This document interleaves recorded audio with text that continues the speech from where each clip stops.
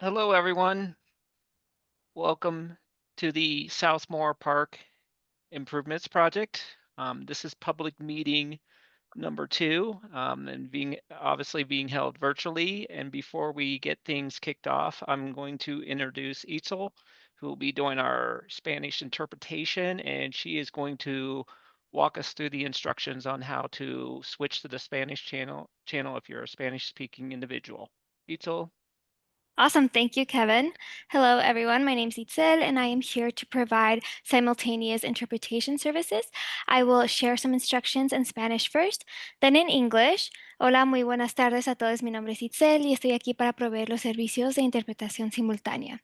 Un recordatorio, estoy aquí porque los organizadores de este evento se han comprometido con la justicia del lenguaje, así que queremos asegurarnos de que cada persona pueda escuchar y ser escuchada en el idioma de su corazón. Así que en unos segundos vamos a encender la interpretación simultánea y ya que la enciendamos van a poder ver un icono terraquial o un icono de un mundo como pueden ver aquí en la pantalla.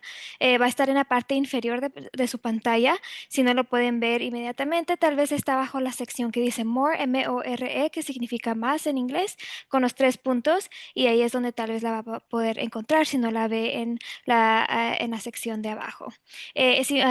Cuando le haga clic a este icono va a poder elegir entre el canal de español o el canal de inglés, y este será el idioma en el que les gustaría escuchar y participar durante la sesión. Y es importante que cada persona elija su idioma para que cuando yo cambie de un idioma a otro, usted pueda seguir escuchando en el idioma que eligió originalmente. Entonces, de nuevo, solo hágale clic a ese botón que dice interpretación con el icono de un mundo y elija su idioma. Es importante que cada persona que no sea bilingüe elija su idioma, entonces asegúrese de elegirlo, y si en algún momento tiene alguna pregunta, alguna duda, por favor déjenos saber en el chat o con su micrófono y estamos felices de ayudarles. Gracias. All right, so in a few moments, we will turn on the simultaneous interpretation. And once we do, you will see a globe icon at the bottom of your screen, just like you see on the screen right here. That's what it would look like in a few moments once we turn on the interpretation. If it is not immediately at the bottom of your screen on that options bar, you can see it. You will be able to see it under the More button with the 3 dots. That is if you click on that, you will be able to see the interpretation icon. Once you click on the interpretation, you can choose either English or Spanish, and this will be the language that you would like to participate and listen during the session. And it's important for every person who is not completely bilingual in English and Spanish to choose their language so that whenever I switch from one language to the other, you will continue listening in the language that you originally chose. So if you speak English and you do not speak Spanish, you still have to choose your language, even if you are presenting as well, just in case someone speaks in the other language, then you will be able to hear the simultaneous interpretation into the language that you prefer. And just a reminder that I'm here because the organizers of this event have made a commitment to language justice, and so we want to ensure that every person is able to listen and be heard in the language of their hearts. So thanks so much for creating this space so that we can practice this language justice. And if you have any questions at any moment, please let me know in the chat or with your mic, and I'm happy to help. So let us know, and we are good to start the interpretation. Thank you. Interpretation is on.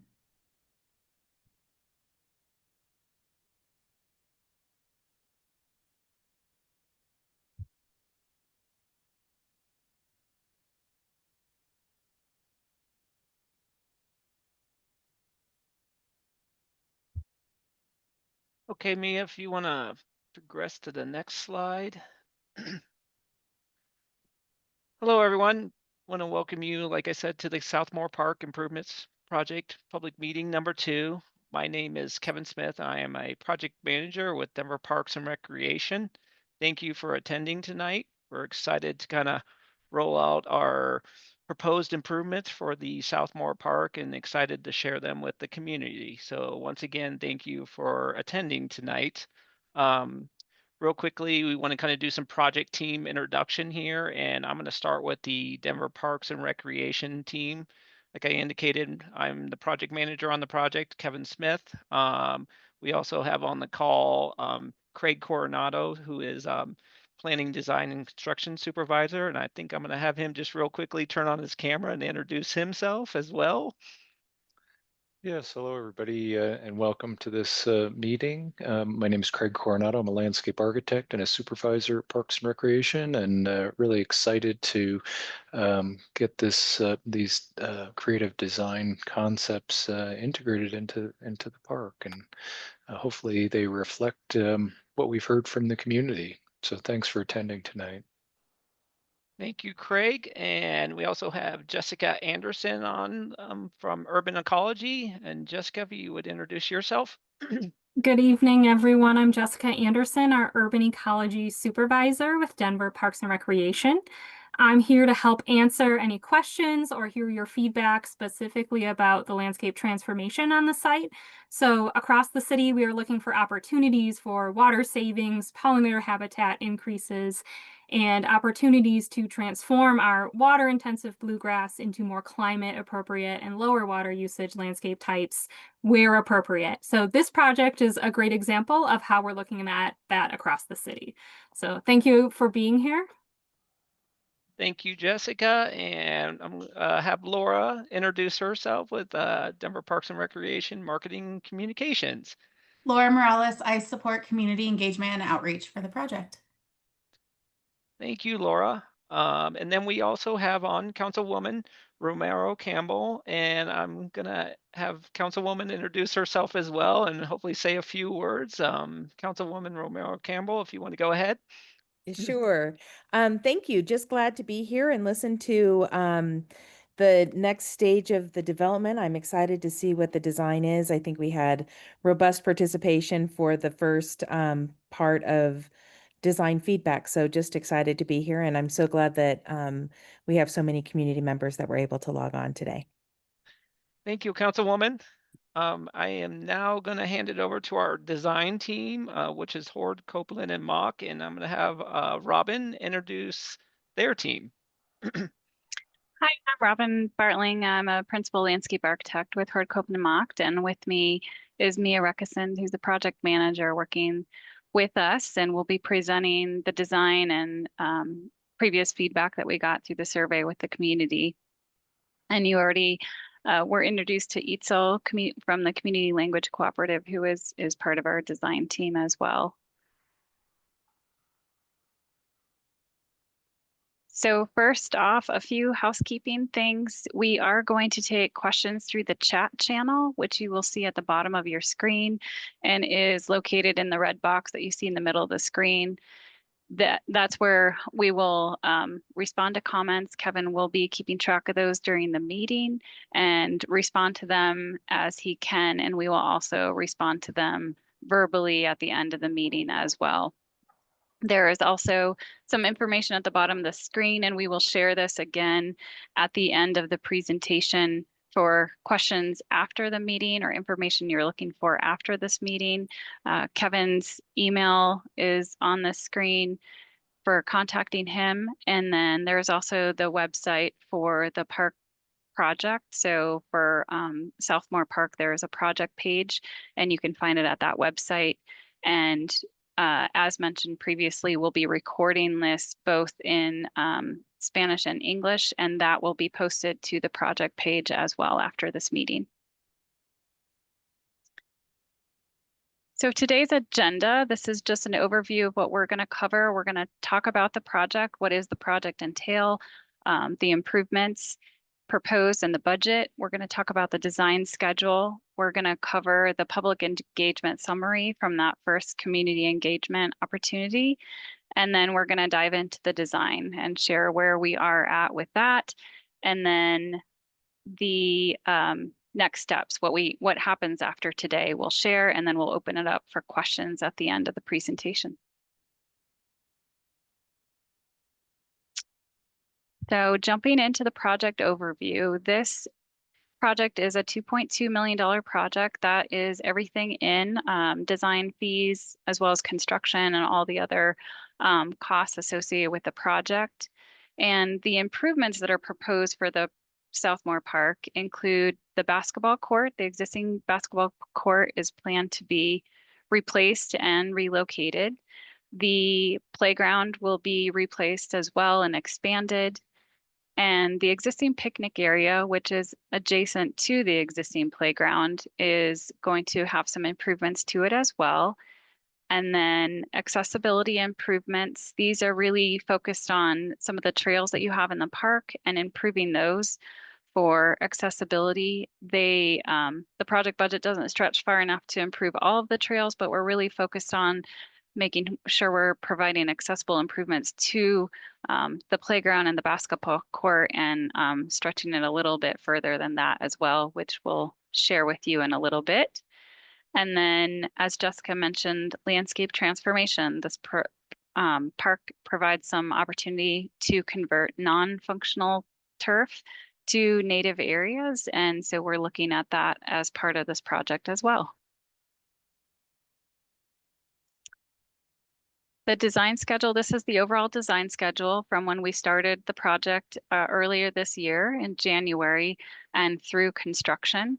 So where we are right now, you can see that number 3 in the middle there. We are here. So we have gone through the first public engagement where we gathered feedback on some questions that we're going to share here in a bit. And we're here at the second community meeting.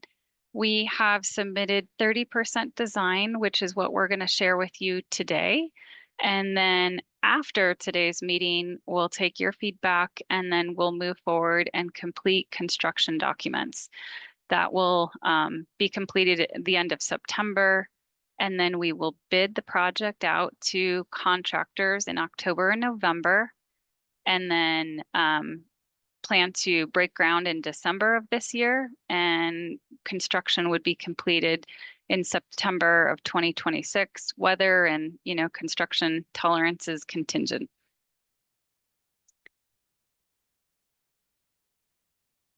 So now we'll share the public engagement summary. All of this information is in detail on that project page that Laura did put in the chat channel, if you want to look at it in further detail. But first, I want to just thank your community. It was fabulous. We had great community feedback. We had over 366 participants in the community meeting and online survey. So all of these results are reflective of that, and that really helps us take what the community wants and put that towards the design that we're looking to share with you here in a little bit. So some of the general information we learned about your community is that most people walk to the park. There are some other means, but that was the primary way to get to the park, and that you use the park or visit the park pretty frequently, daily and weekly, and that all ages are really enjoying the park. Some of the most used amenities or features in the park or what you do in the park are walking and jogging. Using the sports and recreation fields, and the playground were the most highly used within the existing park. We asked a question about what is the essence of Southmoor Park, and in the lower left of this slide, you see those were some of the top answers that we heard, some of the top words that you all shared with us about how you feel when you think about the essence of Southmoor Park. So family friendly, neighborhood, quiet, welcoming, community, safe, fun, open, quiet were some of those top responses we heard.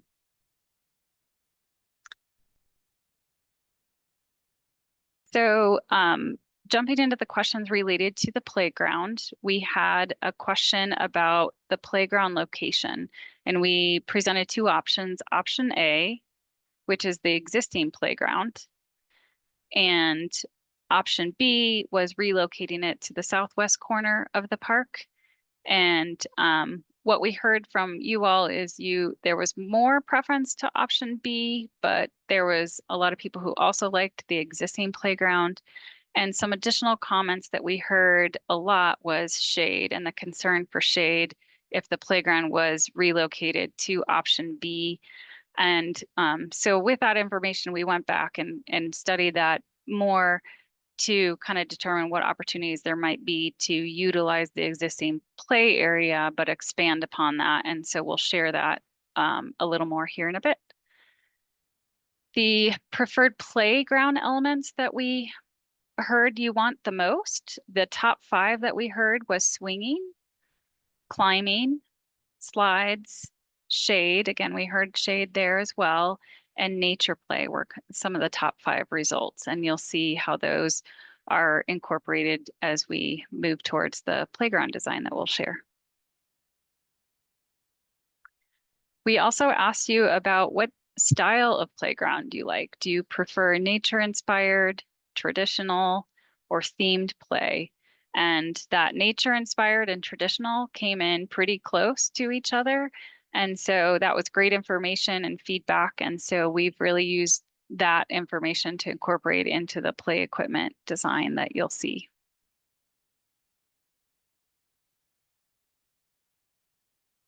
The basketball court or sport court location was another question we asked.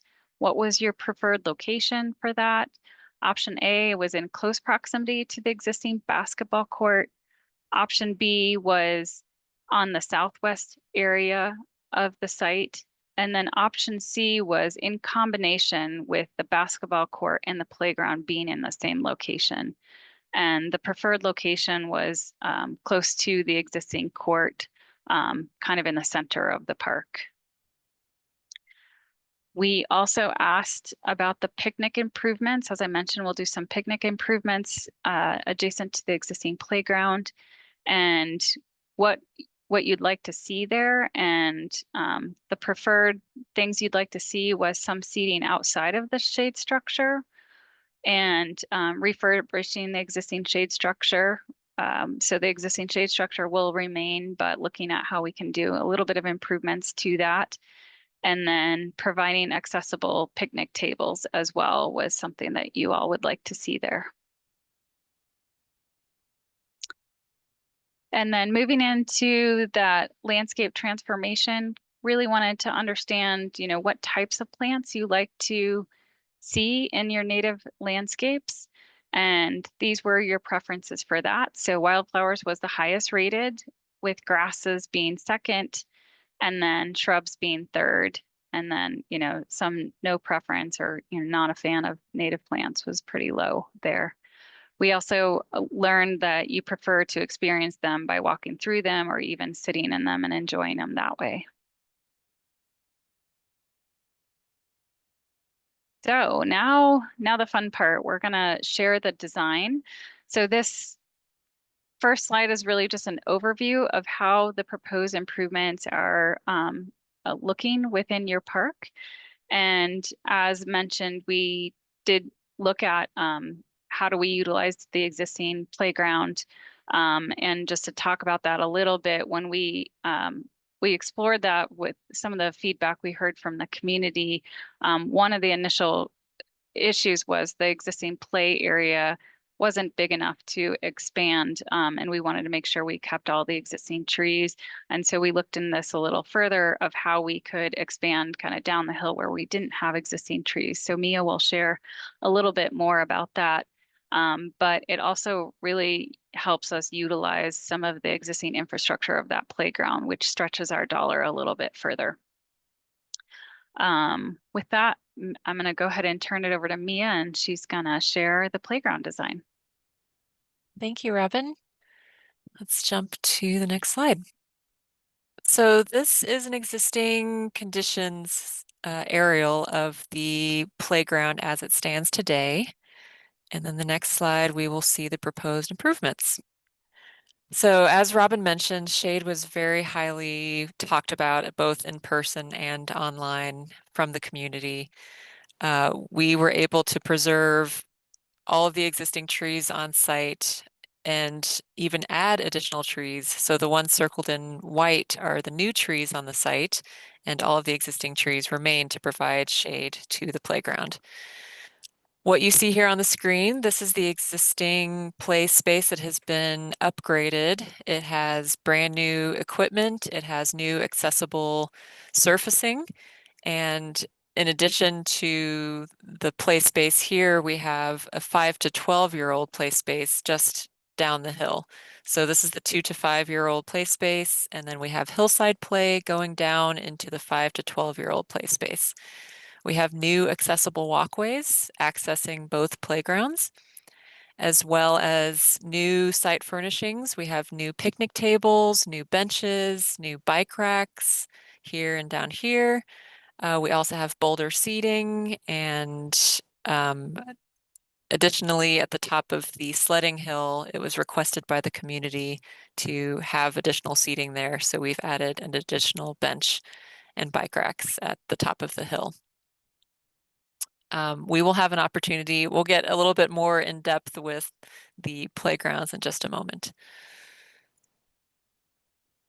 Okay, so this is a rendering of the 2 to 5-year-old play space. All 3 images you see on the screen are different views of the 2 to 5-year-old play space here identified on the plan.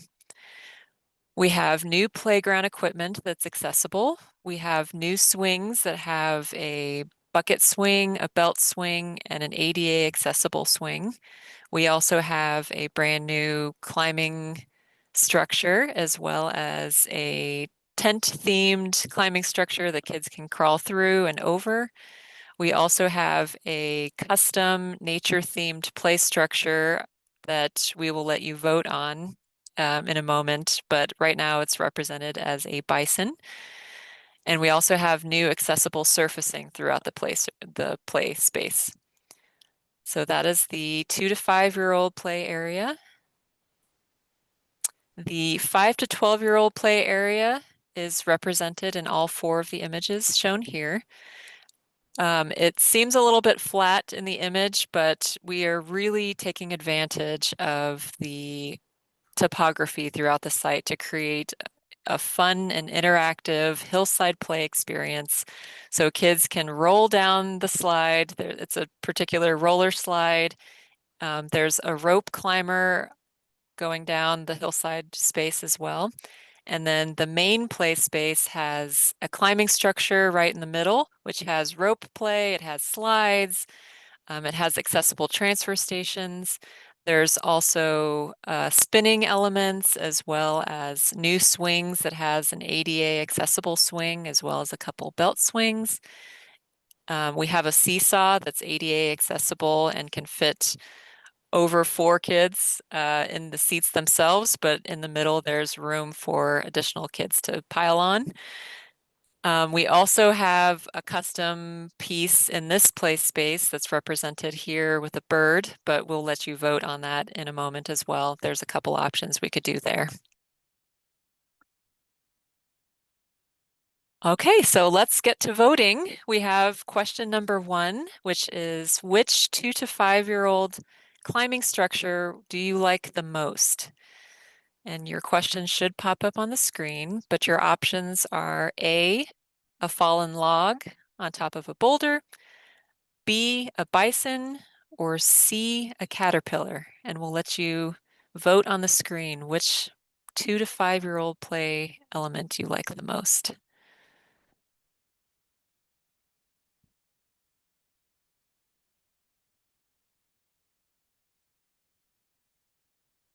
Okay, it looks like most have voted. I'll give you 5 more seconds.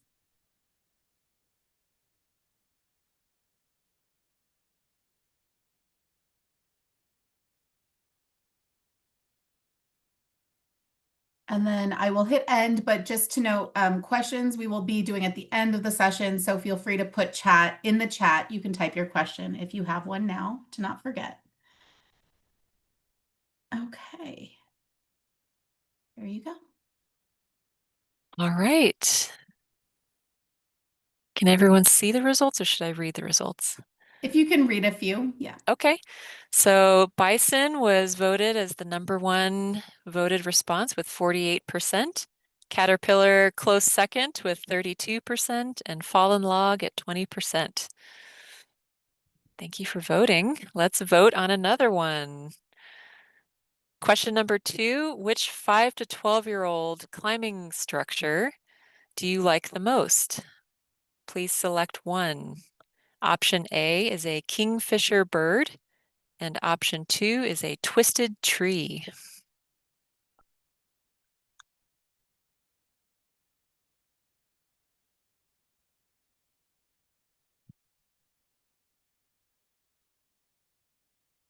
Okay, give it 5 more seconds.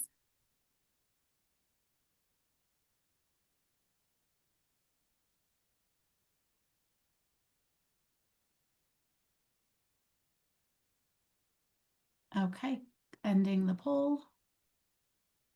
Okay, and the results are in. The number one voted response is the twisted tree at 67% and the kingfisher bird at 33%. We have one more question for you to vote on, and this is on colors. Which playground color scheme do you like the most?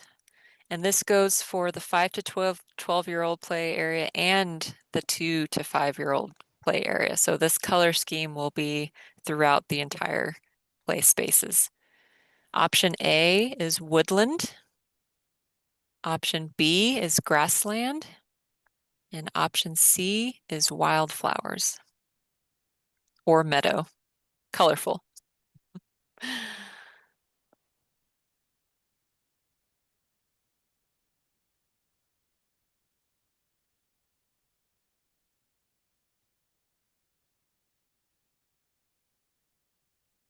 It's a little slower. It requires a bit more thinking, so I'll give it 10 more seconds.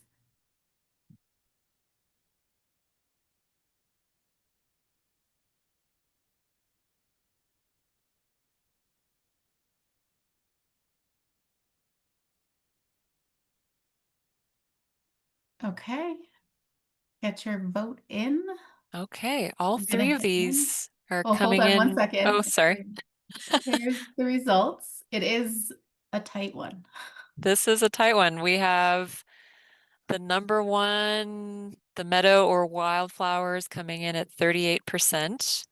Very close behind, we have 33% woodland and grassland at 29%. So they're all very close. We might have to do a little bit of a combination of the 3 there. Okay, so moving on to basketball court. So what you see on the screen is the existing conditions of the basketball court. And moving on to the proposed conditions. So we have an ADA accessible trail leading to the basketball court. This is a full-sized court. We have additional seating at this court as well. And the trail system connects to the east and to the west along the southern portion of the existing sidewalk. So we have new basketball goals as well to make that a full-sized court.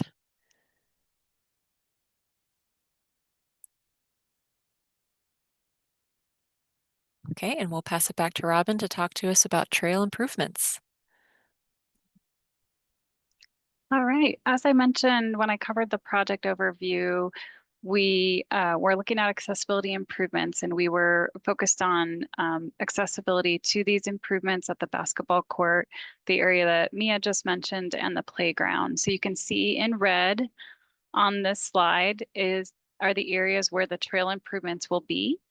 And the trail improvements will include concrete trail. It'll be the same width that for the trails that are getting replaced that are currently there, but they'll be concrete. And all of these will be nice improvements to those features. On the southwest corner of the site, we do provide a new ramp at that intersection.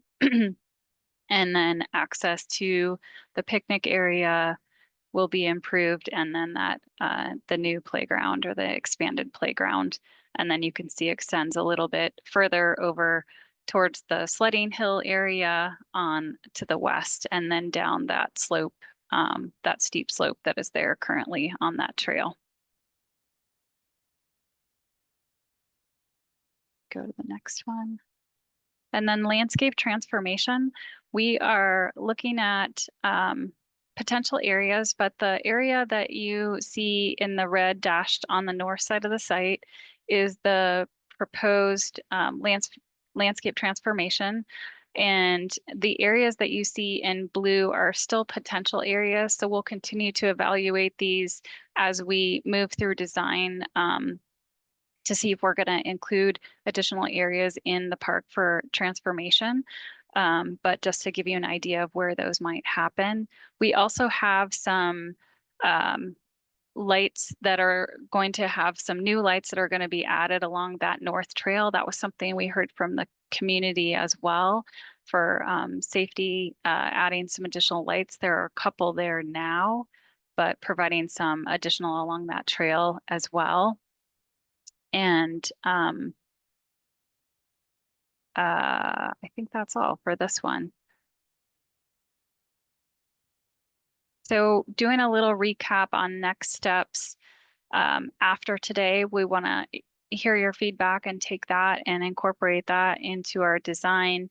And as I mentioned before, then we'll work on completing construction drawings, and those will be done the end of September, early October.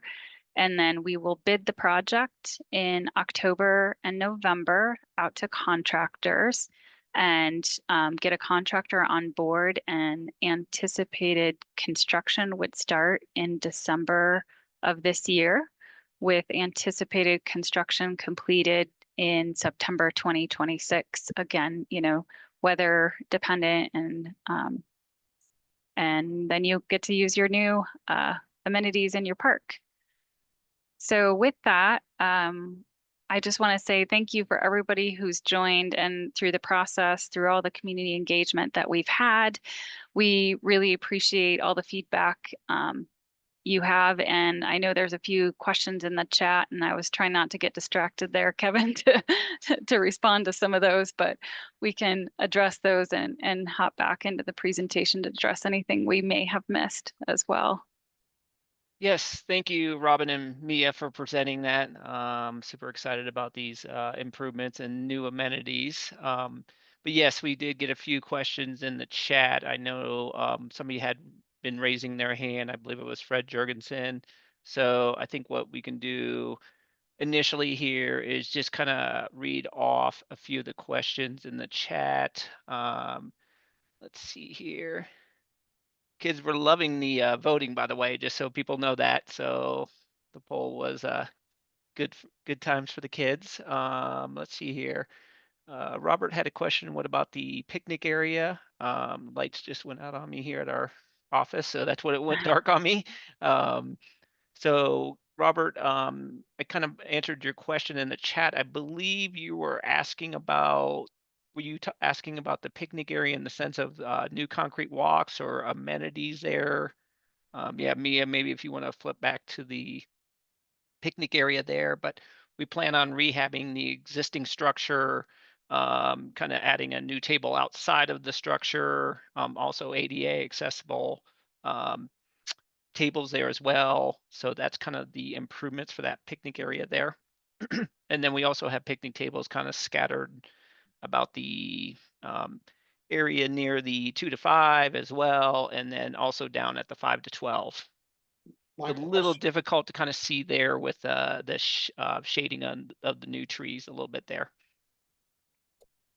Let's see My here. question deals with the ability to accommodate up to about 400 people, not only using the shelter, but adding additional tables, particularly when the HOA has a picnic, we could have up to 400 people.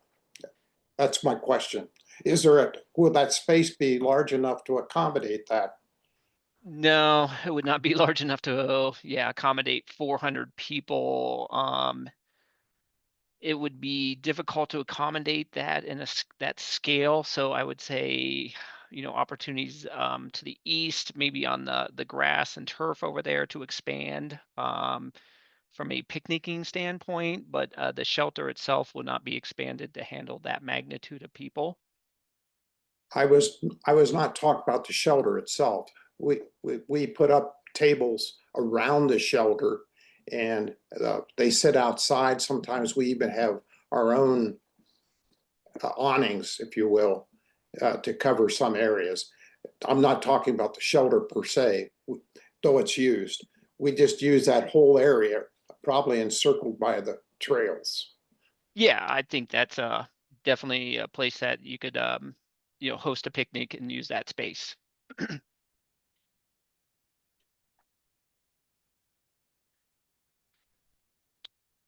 See My here. other question would be, are the PowerPoints going to be available?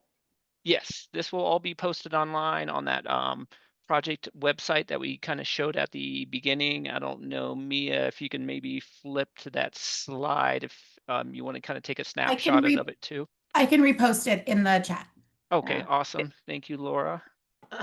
Yes, all this information will be posted online. Let's see here. I got another question in the chat.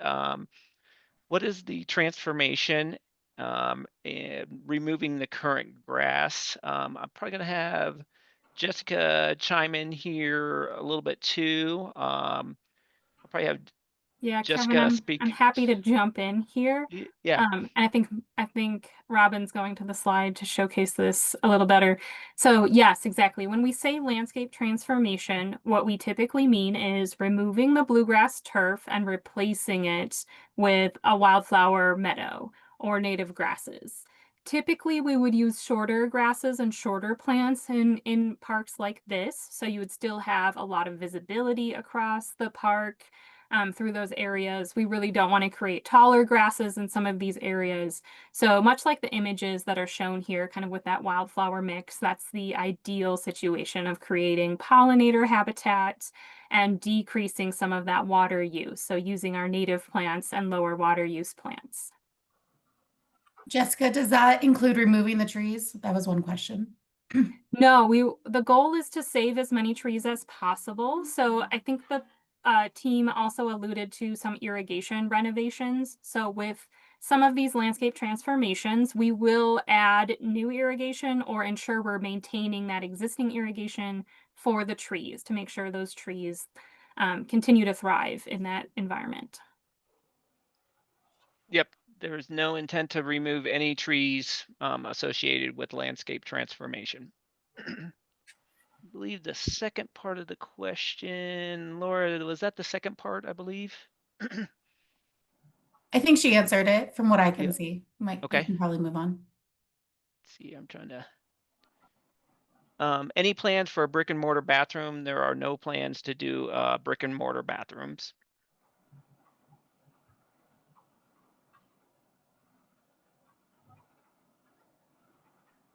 Kind of. Yeah, we can share, Kevin, we are relocating the sandalets that are located on the basketball court currently, and they're in the upper left area, kind of by the backstop, across the trail from the backstop right now Yes. that Mia is pointing to. Okay, let's see here. Will rough sections of the trail be surfaced? So we are trying to address as many part of the asphalt trail system that we can here. Our budget's limited. We intend to address that northwest section where we're kind of bringing the trail to the basketball court, and then the southeast section where the playground improvements are. And then also where the sledding hill is, we'll carry those improvements across to the sledding hill and that steep downhill that I think some people are pretty aware of over there behind the pine tree. So that's right now the scope of the improvements. Possibly we'll see how funding goes and bids come back in. We might try to increase the amount of trail replacement, but right now that what you're seeing in red is what we are planning on removing and replacing, upgrading.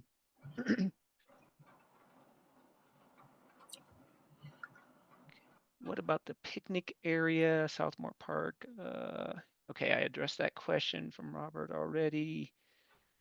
Let's see here. Will there be electrical outlets? No, there will not be any electrical upgrades or outlets being provided or implemented on this project.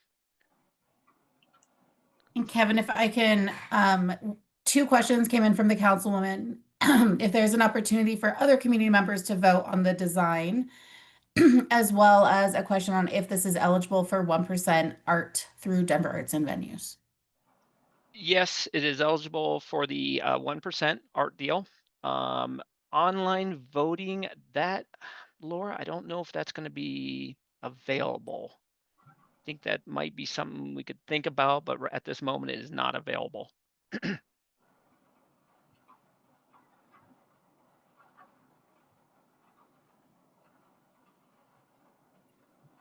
And perhaps we can get Paul, who's had his hand raised, to voice his Yeah. question. Go ahead, Paul. You can unmute yourself. Thank you. Well, I lived across from the playground, the swings, for 49 years. I've seen the transition of this park many, many times. It's lovely now. You cannot believe the amount of baby carriages and the families bring their children, small children to that area. Much enjoyable. I was actually somebody talked about the picnic. I was on the board back in the late 70s, and it was board and my idea that we actually started the picnic, which has been going on ever since. But as far as the covered seating area, Southmoor Park, the board paid for that. It was it was a boys club fundraiser, and our secretary donated $1,000, and we actually won. So actually, SPIA owns the structure per se, if you want to say that. Last year, I've seen transitions in our park. Thank God the school area people have vacated it, but we had about a 10-year period where they would come and actually close off Jarvis Place with their trucks and vehicles. They would get out on the lawn when the police had a helicopter and spell out 4-letter words to them. Thank God that hasn't happened in the last 15 years. I went out one night and tried to get them to move, and somebody backed their car over my lawn and put it in low gear and tore up my grass to confront me and threw an egg through a hard-boiled egg through our front window. So it's been but in all, I really appreciate you keeping the playground there, plus the new additions. Um, when I was here, the first slide was a metal slide and it faced west. And after in the summertime, after noon, there was no way in heck any kid could slide down that metal slide. Um, we the homeowner association complained, and they said, "Oh my God, you're right." And that's when we got the slide replaced with wood, which is there now. That little tunnel and slide down. Um, I was there when the Parks and Rec people came and said, "Why, this is a beautiful park. How come we have neglected it for all these years?" And that's when we got them to put in that flower bed uh, across from the playground area. Um, and in those days, we had a garden committee because we would have to go down to where they grew all the flowers for Wash Park and all that, and pick out what we wanted, and we actually had to plant them ourselves for years. Thank God the city has finally taken that over. Um, that is a nice area. There's no need for electrical. During our picnic, myself and a couple other neighbors, we run power cords over and we handle that problem. Otherwise, there's no need for any, like you said, you're not going to install it anyhow. But it's Yeah. my 49 years, I've seen this park change, and I'm telling you what, I'm really enjoying it now. Although last year, I got up at 3 in the morning to do my business, and I looked out the window, and somebody had a fire going underneath the swings. So I called the fire department, which is only 2 blocks away from here, and I went back and looked, and they had tossed more fuel on it, and the flames were about 8, 10 feet high, right underneath the swings. So I went back and I called 911 again. I said, "You better send the police too, because these guys are crazy." Uh, by the time I did that and went back, the fire department was already there, and the perpetrators had vanished. Uh, but who knows why they were trying to burn up the swings. And the people came and repaired the burnt swings. Um, So that's all I have to say. Appreciate what you're doing, and I'm sure glad that we're going to keep the play area where it is.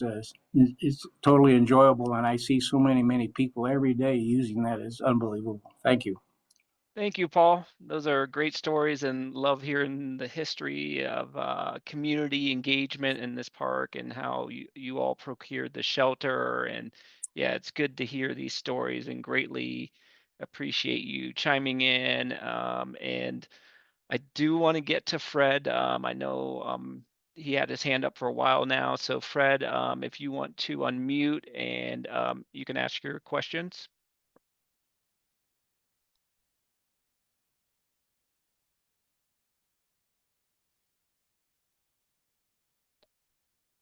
Don't know if we got Fred still on, but if Laura, I believe he's unmuted. Yeah, he is unmuted, but Fred, we cannot hear you. So we can try again in a little bit if there's any other questions in the chat. Yeah, there's still a couple in here. Any interest in moving the park ID sign from East Jarvis over to Poplar or Oneida near the street entrances to the park? We have not pursued relocating the park ID sign, so we're planning on currently keeping in its location. We could possibly look into it, but right now we don't have any intentions of relocating it.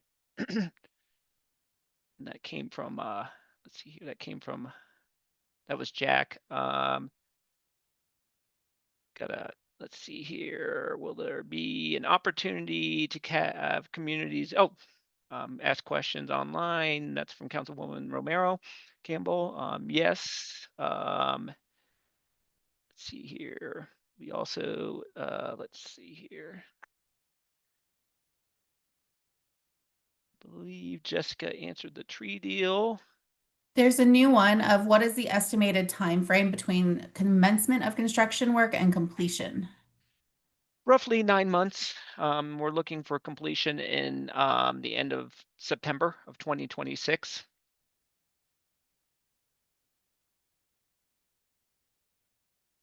I don't know if we looped back to this question, was a little bit farther up in the chat, but they asked about the small picnic shelter near the basketball court. What's going on with that? Okay, yeah, that we are planning on removing that shelter as part of the basketball court improvement. One more, I don't know if we address this or not, but a comment around the existing trees need to be trimmed and shaped. Does the new design address any work on the existing trees? We don't currently have any planning of pruning and shaping trees, but we will most likely look at the playground area and then also where we in the walk on the north side there, where we'll probably look at doing some pruning as well. So more to come on the pruning aspect. And I would probably say possibly some over by where the sledding hill is and where we're looking at kind of improving the steepness of that walk as well.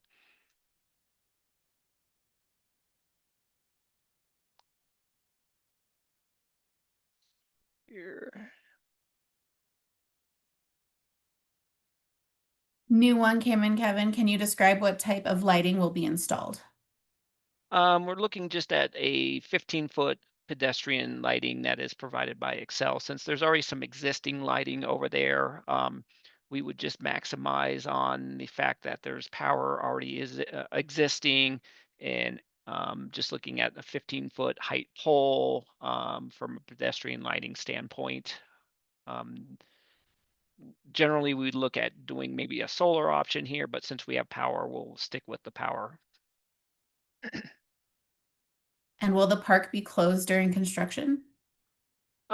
Selected areas will definitely be closed. Obviously, the playground, the southeast corner, over kind of towards the sledding hill would be closed off. We would try to keep this park open for the athletic field use. But I would say a fair amount of the park will have to be closed during the construction period. More to come on that, and we'll try to keep definitely areas open that we are not impacting. I think like the baseball diamond, the athletic fields, maybe half of that southern area there where we're not impacting. So we'll definitely more to come on that, but we're going to do our best to keep some of that park open. And can you talk to Walgreens about repairing the fence adjacent to the park? Is I that possible? could bring that up to Walgreens. Yes, I can do that. Great. And then Fred said his audio is not working, so he just wanted to re-review the grass transition in the triangle given the current use. I think he's implying to reconsider transitioning the grass to from bluegrass in that triangle. Yeah, given Mia, its if you current could use. maybe flip back to that slide that kind of shows those transformation areas. Yeah, we're definitely, this is a work in progress. We are analyzing the transformation areas in much greater. So we are assessing that south area, that kind of triangle area. We're looking at that meadow area from the east side of the new basketball court location. And additionally, I know Fred and Carol have given some feedback on the north side of the sidewalk, asphalt trail, the longer stretch of transformation. So we're going to definitely hone in more on the transformations and more to come on that. And yeah, we are analyzing, studying these areas.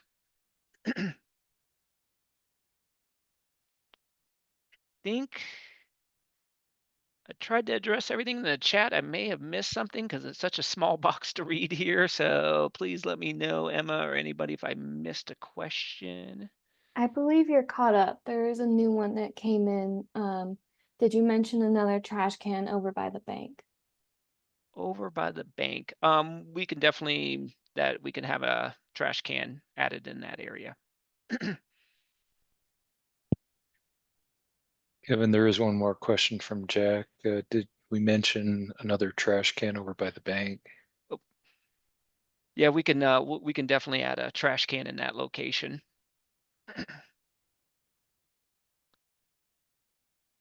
And Jack, maybe just confirming that is the UMB bank.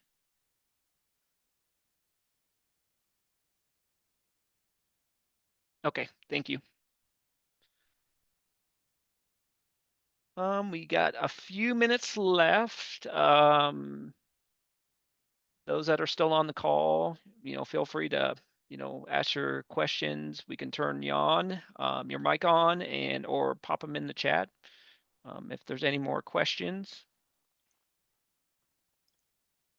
Looks like we've got Paul. I hope we get another good story. Paul, go for it. Yes, that southwest area.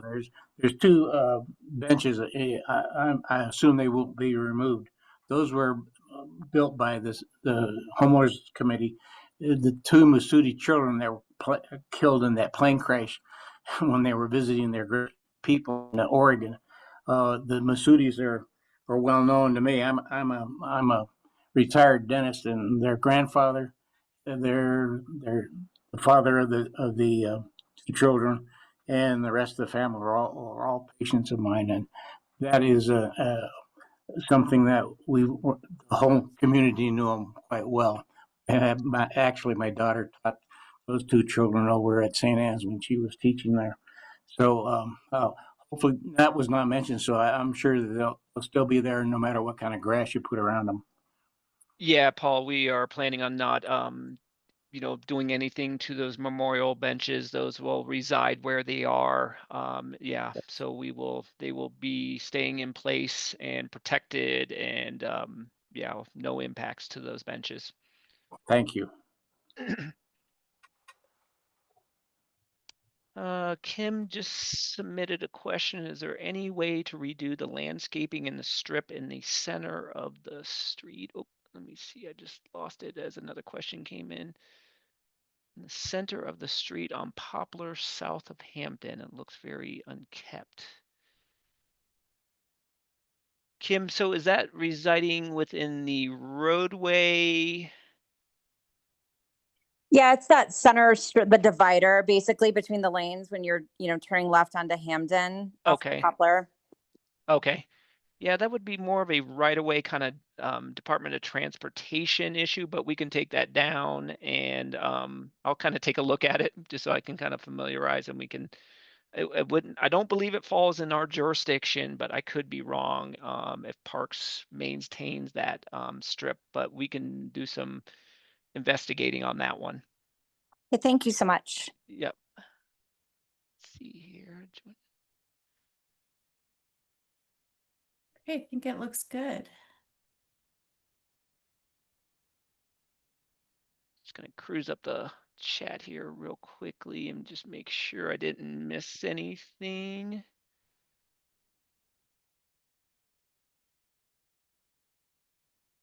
I did, there's positive feedback in the chat, so just probably not going to read through all of it too, but feel free, those that are online can read it. And Laura, do you think we got everything addressed? I think so, yeah. And as a reminder, we will be posting it on the link I shared in the chat. We'll put the videos as well as the slides so you can share if anybody missed it. Yeah, thank you everybody for participating and joining tonight. It's critical that we get community feedback. We're excited for these improvements and to have these improvements for generations to come. So greatly appreciate everybody jumping on tonight and being involved. And Mia and Robin, HCM, thank you for presenting and everybody else that supported tonight. Thank you. Well, thank you, everyone. Have a good night.